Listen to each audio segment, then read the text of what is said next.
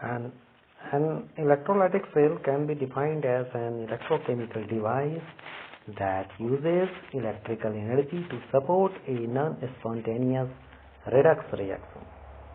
In electrolytic cell, the migration of ions from solution to electrode takes place when electrical charge applied to the cell. So here we are discussing about working of an electrolytic cell. Then working, तो जब हम लोग working को समझते हैं तो सबसे पहले जानते हैं कि उसके पास ऐसा क्या क्या कंपोनेंट है जो कि वर्किंग में उसको सपोर्ट करेगा. तो यहाँ पे लिखा हुआ है the three main components of electrolytic cells include first cathode, second anode and third electrolyte. That mean electrodes and electrolyte. Electrolytic solution भी इसको लिखा जा सकता है. In electrolytic cell as in case of most electrochemical cell, oxidation occurs at the anode.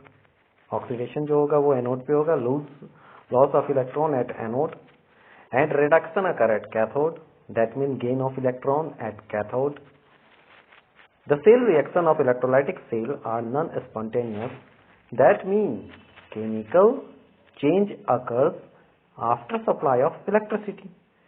तो यहाँ पे जरूरत पड़ा इलेक्ट्रिसिटी का, इलेक्ट्रिकल एनर्जी का. जब वो सप्लाई हुआ इलेक्ट्रोड के जरिए सॉल्यूशन में, देन वहां पे सॉल्यूशन में माइग्रेशन ऑफ आयन हुआ. फिर डायग्राम. तो डायग्राम में electrodes dipped in a container. Electrodes are inert from electrolytic solution. Electrodes are connected with battery, that means DC supply of electrical energy.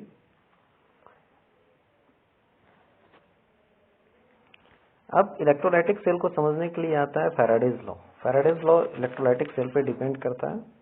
First law ये कहता है Faraday's का, the amount of chemical reaction which occurs at any electrode during electrolysis by a current is proportional. Main line को underline कर दिए हैं. Proportional to the quantity of electricity passed through the electrolyte. W directly proportional to Q. Here W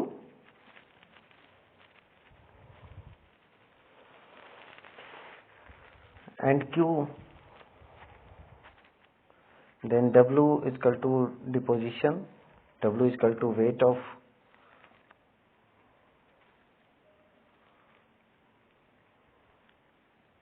and Q is the current, quantity, amount of current that can be calculated by I into T.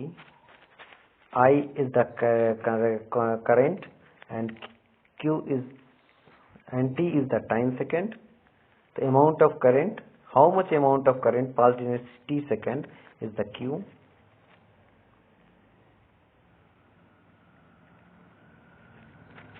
तो electrolysis जो भी होगा वो amount of current के proportional होगा. ये कहता है फैराडेज का first law. Then second law, the amount of different substances liberated by same quantity of electricity passing through the electrolytic solution are proportional to their chemical equivalent weight या equivalent weight. The mass of a substance deposited or liberated at any electrode on passing a certain amount of charge is directly proportional to its chemical equivalent weight. ये हम लोग समझ सकते हैं कि W2 by W1 is equal to E2 by E1. यहाँ W1, W2 जो है वो एलिमेंट्स है, वो कितना डिपोजिट हुआ है या लिबरेट हुआ है उसके बारे में है.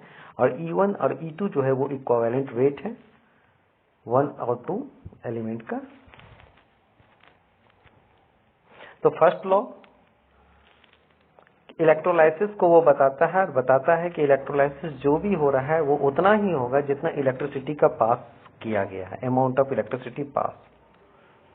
दूसरा में कहता है कि इलेक्ट्रिसिटी जितना भी पास किया गया है उसी के हिसाब से डिपोजिशन होगा, और जितना भी डिपोजिशन होगा या लिबरेशन होगा इलेक्ट्रोड्स पे वो होगा केमिकल इक्विवेलेंट के हिसाब से.